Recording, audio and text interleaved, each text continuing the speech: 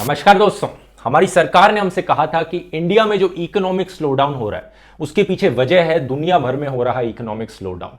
लेकिन आईएमएफ ने कहा है, इंटरनेशनल मॉनेटरी फंड ने अब कहा है कि दुनिया भर में जो इकोनॉमिक स्लोडाउन हो रहा है उसके पीछे 80% वजह है इंडिया में हो रहा है इकोनॉमिक स्लोडाउन। तो इससे प्रूव हो जाता है कि हमारे देश में जो आज इतनी बुरी हालत हो गई इकोनॉमी की, अनएम्प्लॉयमेंट की, ये हमारे देश के इंटरनल रीजंस की वजह से है, हमारी सरकार की गलतियों की वजह से है, मोदी सरकार के फेलियर्स और इनकी नाकामियों की वजह से है। आईएमएफ ने यह भी कहा है दोस्तों कि अब इंडिया का जो प्रोजेक्टेड ग्रोथ रेट है एज ऑफ फॉर 2019 ईयर, ये नीचे गिराकर 4.8% पे कर दिया गया है सिर्फ। इसका मतलब पता है क्या दोस्तों, हमारे प्रधानमंत्री ने जो $5 ट्रिलियन इकोनॉमी का सपना दिखाया था ना कि हम 2024 तक पहुंच जाएंगे, इस ग्रोथ रेट से 2030 तक भी इंडिया उस रेट तक नहीं पहुंच पाएगा, उस $5 ट्रिलियन इकोनॉमी के गोल तक नहीं पहुंच पाएगा। तो सबसे बड़ा सवाल यहां पर यह उठता है कि इंडियन इकोनॉमी को किस तरह से अब रिवाइव किया जा सकता है, कैसे हम वापस इकोनॉमिक ग्रोथ अचीव कर सकते हैं। आज के इस वीडियो में दोस्तों मैं इसी के रिगार्डिंग एनालिसिस करूंगा और आपको दिखाऊंगा कि क्या सजेशंस हैं देश भर के टॉप इकोनॉमिस्ट की इंडियन इकोनॉमी को रिवाइव करने के लिए। आइए देखते हैं। शुरुआत करते हैं इकोनॉमिस्ट अभिजीत बैनर्जी से, जिन्हें रिसेंटली नोबेल प्राइज भी मिला था इकोनॉमी की फील्ड में। इनका मानना है कि आज के दिन जो इकोनॉमिक क्राइसिस है उसमें सबसे बड़ी प्रॉब्लम है डिमांड की। इकोनॉमी में डिमांड बहुत कम हो गई है, यानी एक आम आदमी के पास देश में पैसे नहीं है कुछ भी खरीदने के, तो मार्केट में हर चीज की डिमांड नीचे गिर गई है। इनकी राय में इसका सोल्यूशन है कि एक आम आदमी के हाथ में, गरीब लोगों के हाथ में और पैसे दिए जाएं। ये किया जा सकता है मिनिमम सपोर्ट प्राइस बढ़ा के क्रॉप्स का, ये किया जा सकता है national rural employment guarantee scheme के द्वारा डायरेक्ट कैश ट्रांसफर किया जाए गरीब लोगों के हाथ में। इनकी राय में फिस्कल डेफिसिट और इन्फ्लेशन रेट की चिंता छोड़कर सरकार को सिर्फ डिमांड पर फोकस करना चाहिए। इन्फ्लेशन रेट का मतलब आप जानते ही होंगे, जो इन्फ्लेशन हो रही है। फिस्कल डेफिसिट का मतलब होता है सरकार कितना पैसा कमा रही है, कितना पैसा स्पेंड कर रही है।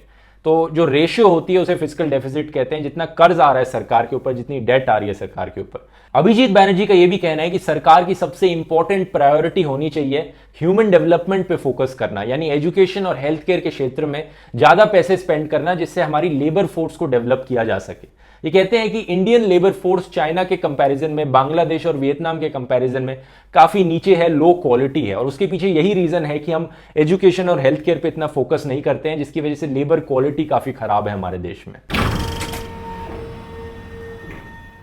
नेक्स्ट देखते हैं इकोनॉमिस्ट अजय छेब्बर की सजेशंस। ये एक विजिटिंग स्कॉलर है जॉर्ज वॉशिंगटन यूनिवर्सिटी में, इन्होंने अपनी पीएचडी करी थी स्टैनफोर्ड यूनिवर्सिटी में।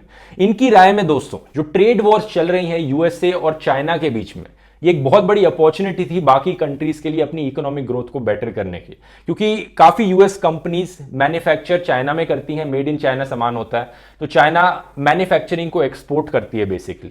ट्रेड वॉर्स की वजह से उन कंपनीज को अब कोई और कंट्री ढूंढनी थी मैन्युफैक्चरिंग करने के लिए, तो बाकी कंट्रीज इस काम पे आ सकती थी, इस चीज का फायदा उठा सकती थी। लेकिन इंडिया ने अपॉर्चुनिटी खो दी लैक ऑफ कॉम्पिटिटिवनेस की वजह से, और बाकी कंट्रीज जैसे कि वियतनाम और बांग्लादेश ने इस अपॉर्चुनिटी का बहुत अच्छा फायदा उठाया और बाकी कंपनीज को इनवाइट किया, इन्वेस्टमेंट ली अपने देश में मैन्युफैक्चरिंग शिफ्ट करने के लिए। वियतनाम के यूएस एक्सपोर्ट्स में 30% का जंप आया इन ट्रेड वॉर्स के शुरू होने के बाद, और बांग्लादेश ने भी बहुत अच्छा फायदा उठाया इस अपॉर्चुनिटी का, जिसकी वजह से बांग्लादेश की आज इकोनॉमिक ग्रोथ 8% पर है। अजय जी की राय में अगर हमें इंडियन इकोनॉमी को रिकवर करना है तो हमें इन्वेस्टमेंट्स में रिकवरी करनी पड़ेगी। इनकी राय में हमें एग्रीकल्चर मार्केट्स को और एक्सपोर्ट्स को लिबरलाइज करना पड़ेगा।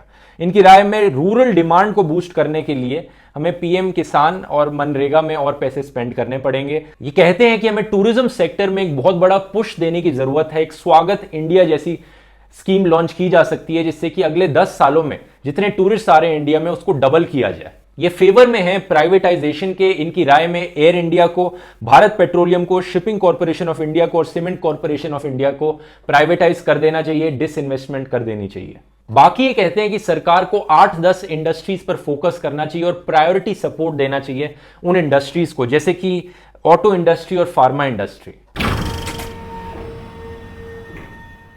जितने भी इकोनॉमिस्ट की सजेशंस को मैंने एनालाइज किया उसमें से सबसे डिटेल्ड और सबसे स्पेसिफिक सजेशंस अगर किसी ने दी हैं तो वो हैं हमारे farmer RBI governor Raghuram Rajan. इनकी राय में सरकार की सबसे बड़ी प्रॉब्लम है सरकार का सेंट्रलाइज्ड अप्रोच, कि हर चीज के डिसीजन के लिए पीएमओ में जाना पड़ता है, वहीं से हर डिसीजन आता है और कोई भी किसी और को इतनी अथॉरिटी नहीं है कोई बड़ा डिसीजन लेने की, जिसकी वजह से बहुत ही इनएफिशिएंट है सरकार। हर चीज के लिए पीएमओ में बात जानी पड़ती है। सबसे पहली सजेशन इनकी है कि हर चीज में सरकार पॉलिटिकल मोटिव ढूंढने की कोशिश ना करे। अगर कोई इकोनॉमिस्ट सरकार को क्रिटिसाइज करता है या कोई सजेशन देता है तो सरकार ये कोशिश ना करे कि ये कांग्रेस ही पेड होगा, ये इसलिए कर रहा है, उसके पीछे कोई बड़ा मोटिव होगा। सरकार सजेशंस को एक्सेप्ट करना सीखे। डिसेंट्रलाइजेशन एक बड़ी क्रिटिकल चीज है जो सरकार को करनी चाहिए। अपने मिनिस्टर्स को एम्पावर करे, खुद के डिसीजंस ले और वहां पर कॉम्पिटेंट मिनिस्टर्स को बिठाए। दूसरा ये कहते हैं कि सरकार को जीएसटी के मामले में क्लियर कट पता होना चाहिए कि वो करना क्या चाहते हैं। हर कुछ महीनों में जीएसटी के रेट्स चेंज करने की कोशिश ना की जाए, क्योंकि अगर हम इन्वेस्टमेंट लाना चाहते हैं अपने देश में तो उसके लिए टैक्स और रेगुलेटरी पॉलिसीज जो हैं वो कंसिस्टेंट रहनी चाहिए। हर थोड़े महीने में अगर चेंज होता रहेगा तो उससे बिजनेसमैन को प्रॉब्लम होती है और बहुत ही अनप्रिडिक्टेबल रहता है कि फ्यूचर में किसके जीएसटी रेट्स बढ़ा दिए जाएंगे, किसके कम कर दिए जाएंगे, हमें पता नहीं, इसलिए हम यहां पर इन्वेस्टमेंट नहीं करेंगे इस देश में। आगे कहते हैं कि सरकार को टेलीकॉम सेक्टर में फोकस करना चाहिए, कॉम्पिटिटिवनेस बनाए रखनी चाहिए उस सेक्टर में। ऐसा ना हो कि टेलीकॉम सेक्टर एक मोनोपोली या डुओपोली बन के रह जाए, जहां पर सिर्फ एक कंपनी राज कर रही है, जैसे कि रिलायंस जियो, या फिर सिर्फ दो कंपनीज हैं जो कंज्यूमर्स को ऑप्शन मिलते हैं, या रिलायंस जियो या फिर एयरटेल। सरकार को फोकस करना चाहिए कि इतना कंपटीशन बने रहे इस सेक्टर में कि बाकी कंपनीज भी आ पाए, कंज्यूमर्स को बाकी ऑप्शन मिलते रहे, क्योंकि अगर कंपटीशन बना रहेगा तो इस सेक्टर में ग्रोथ बनी रहेगी। इनकी राय में लैंड एक्विजिशन के प्रोसेस को और आसान बनाना चाहिए और ट्रांसपेरेंट बनाना चाहिए, जिससे कि बाकी कंपनीज इन्वेस्टमेंट करने के लिए और मोटिवेट हो। और लेबर रिफॉर्म्स एक और इनकी बहुत बड़ी सजेशंस हैं। ये कहते हैं कि लेबर कॉन्ट्रैक्ट्स में फ्लेक्सिबिलिटी होनी चाहिए। आज के दिन क्या होता है कि ज्यादातर इंडस्ट्रियल कंपनीज के पास अगर वो लोगों को हायर कर रहे हैं तो दो ऑप्शन है। एक तो है कि 1 साल बाद अपने वर्कर्स को परमानेंट बना दें, या फिर वर्कर्स को हायर किया जाए शॉर्ट टर्म कॉन्ट्रैक्चुअल बेसिस पर, शॉर्ट टर्म कॉन्ट्रैक्ट्स में जिसमें लोग हायर किए फायर किया गया। तो इससे होता क्या है कि क्योंकि ज्यादातर कंपनी शॉर्ट टर्म कॉन्ट्रैक्ट रखना प्रेफर करेंगी वर्कर्स के साथ, तो वो ज्यादा इन्वेस्ट नहीं करती अपने वर्कर्स को स्किल्ड बनाने में, उनको और स्किल्स सिखाने में, उनकी इंप्रूवमेंट करने में, क्योंकि उन्हें पता है ये शॉर्ट टर्म कॉन्ट्रैक्ट है, वो फायर कर दिए जाएंगे। और दूसरा इफेक्ट इससे क्या होता है कि जो वर्कर्स खुद, उनको सेफ्टी नहीं मिल पाती, जॉब सिक्योरिटी नहीं मिल पाती। इनकी राय में सरकार को एक बीच का कॉन्ट्रैक्ट लाना चाहिए, इंटरमीडिएट कॉन्ट्रैक्ट लाना चाहिए, जिसमें वर्कर्स को परमानेंट ना बनाना पड़े, लेकिन वर्कर्स को और राइट्स भी दिए जाए ताकि शॉर्ट टर्म कॉन्ट्रैक्ट बेसिस पर ना हायर करना पड़े। ऐसा करने से इंडियन लेबर फोर्स और फ्लेक्सिबल रहेगी, उनको और ज्यादा ट्रेनिंग मिलेगी, वर्कर्स को और ज्यादा स्किल डेवलपमेंट किया जा सकेगा। आगे अभिजीत बैनर्जी की तरह रघुराम राजन जी भी कहते हैं कि सरकार को स्पेशली फोकस करने की जरूरत है। एजुकेशन, हेल्थ केयर जैसे सेक्टर्स में गवर्नमेंट रेगुलेशन बढ़ाने की जरूरत है। Environment, quality of education, food और हेल्थ केयर, ये सब बढ़ेगा तो इंडिया में जो लेबर फोर्स है वो अपने आप और ज्यादा डेवलप होगी, ह्यूमन कैपिटल डेवलप होगा, जिससे कि कंपनीज आकर इन्वेस्टमेंट करना चाहेंगी अगर उन्हें स्किल्ड वर्कर्स मिलेंगे तो। रघुराम राजन जी भी एक्सेप्ट करते हैं कि कंज्यूमर डिमांड बहुत कम है, लेकिन इसके सोल्यूशन के तौर पे सरकार को टैक्स कट्स और नहीं करने चाहिए इनके हिसाब से। इनका कहना है कि अगर टैक्स कट करेगी सरकार आम लोगों के लिए तो लोग स्पेंड करने की जगह उस पैसे को और सेव अप करने लग जाएंगे, और ऐसा होगा तो इकोनॉमी में बूस्ट नहीं आएगा। जितना पैसा स्पेंड किया जाता है उतनी ज्यादा इकोनॉमिक ग्रोथ होती है।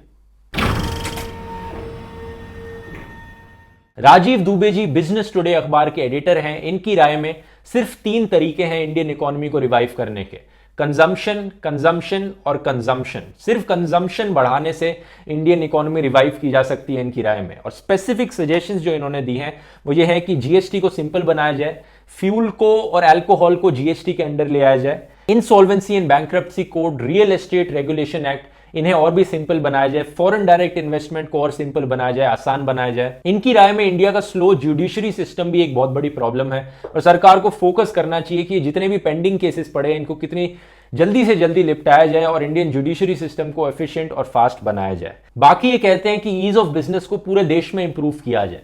ईज ऑफ बिजनेस रैंकिंग जो है वो सिर्फ मुंबई और दिल्ली को देखकर फोकस करती है और निकाली जाती है, इसलिए मुंबई और दिल्ली में वो इंप्रूव हो रहा है, लेकिन बाकी देश में उतनी तेजी से इंप्रूव नहीं हो रहा है वो।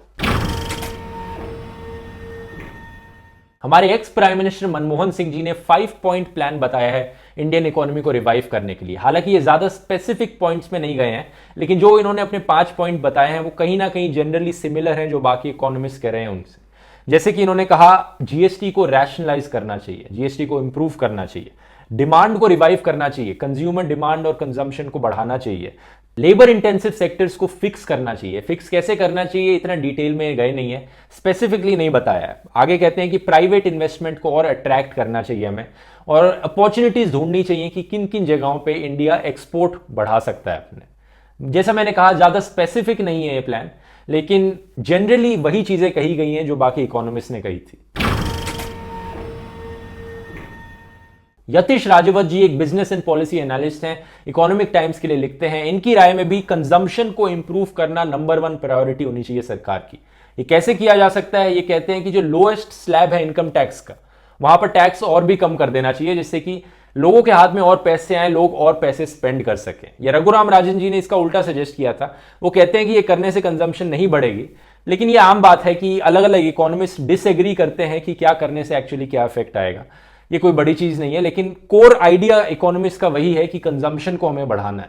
बाकी इनकी राय में जीएसटी फाइलिंग को क्वार्टरली कर देना चाहिए उन कंपनीज के लिए जिनका टर्नओवर 10 करोड़ या उससे कम होता है। इससे कंपनीज के ऊपर से प्रेशर हटेगा थोड़ा सा। ऑटो सेक्टर में एम्प्लॉयज को स्किल्ड बनाना चाहिए इलेक्ट्रिक व्हीकल्स के लिए, और ऑटो सेक्टर को बेसिकली पुश करना चाहिए कि वो इलेक्ट्रिक व्हीकल्स को अडॉप्ट कर सकें। तो ये कुछ सजेशंस थी दोस्तों देश के जाने माने एक्सपर्ट्स की तरफ से। अब ये देखने वाली बात होगी कि सरकार कितना इन्हें एक्सेप्ट करती है, कितनी सजेशंस को इंप्लीमेंट करती है, और कितने सरकार में बैठे लोग यहां पर क्रिटिसाइज करने वालों को अभी भी एंटी नेशनल कांग्रेस ही पेड़ बोलते फिरेंगे। क्योंकि अगर ऐसा होता रहा तो देश की इकोनॉमिक हालत सुधरने वाली नहीं है। जो रियलिटी है आज के दिन, करप्शन इंडेक्स में रैंक दोस्तों इंडिया की 2 प्लेसेस नीचे गिर चुकी है। डेमोक्रेसी इंडेक्स में इंडिया की रैंक 10 प्लेसेस नीचे गिर चुकी है। ग्लोबल कॉम्पिटिटिवनेस इंडेक्स में रैंक इंडिया की 10 प्लेसेस फिर नीचे गिर चुकी है।